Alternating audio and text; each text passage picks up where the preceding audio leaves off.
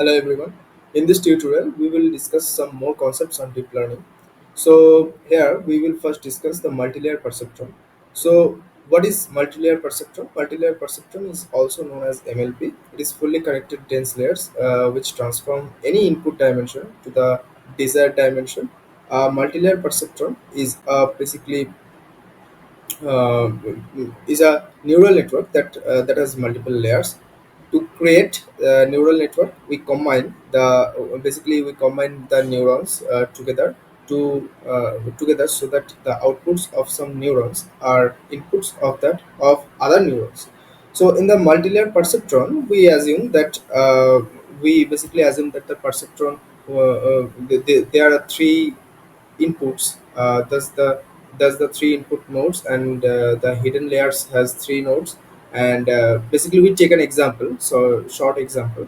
Then the output layer gives two outputs, therefore there are two output nodes, and the nodes in the input layer take input and forward it for further process. So in the given diagram above, the nodes in the input layer forwards their output to each of the three nodes in the hidden layer, and in the same way the hidden layer processes the information and passes through the output layer. And every node in the multilayer perceptron uses a sigmoid activation function. So the sigmoid activation function takes real values as input and converts them into numbers between 0 to 1 using the sigmoid formula.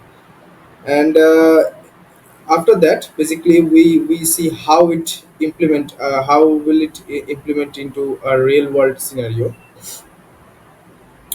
So basically, um, here we importing the some dependencies like TensorFlow and the NumPy pandas and the other libraries from TensorFlow.keras, whatever needed. Like uh, the TensorFlow.keras are imported for building the model, sequential, flattened, dense, activation, and pooling. And after that, the Matplotlib PyPlot for visualizing our plotting graph, or plotting our basically the I mean the plotting picture. So after that, we load the dataset, and this line here we loading the dataset, and after that we basically pre-process our data into data type conversion. Like as type, we use our as type, and the normalization here we use the normalization also. And after that, we printing the data sets. And after that, we basically want to see the figure. So visualizing the basically we want to visualize the training images. So the this part creates a visualization of some training images using matplotlib.pyplot. uh, like here we see the our figure here. And after that, we basically building the deep learning model. Here we at first we take model equal to sequential. This line basically creates a sequential model, the same concept as before. And the model definition uses the model dot add and flatten. This layer flattens the 28 cross 28 image data into a single list of values of each image, preparing for it for neural network.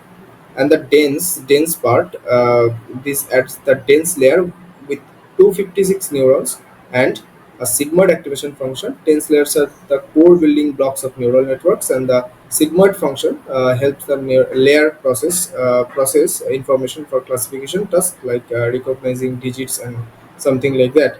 And the two more dense layers are added with 128 and 10 neurons respectively. So also using the here we also use the activation function sigmoid, and the final layer has 10 neurons, one for each digit, and 0 to 9. And then after that, we configure the model, and basically model.compile. This basically configures the training process, and here we use the optimizer as we used before. This sets the optimizer Adam that will adjust the model's internal weights during training. And we basically loss we use here the loss function. This defines the loss function. uh, suitable for multi-class classification, basically identifying digits here. And metrics accuracy, this adds the accuracy metric to track how well the model performs during the training. And after that we basically train the model as we do before, uh, as we did before. This line basically model.fit, it trains the model on the training data, and epoch we use at 10, and this sets the basically the number of training epochs, I mean the iterations, that is we choose at 10. And the batch size, this basically trains the model into in batches of 2. I mean here we use the 2000. So basically this trains the model in batches of 2.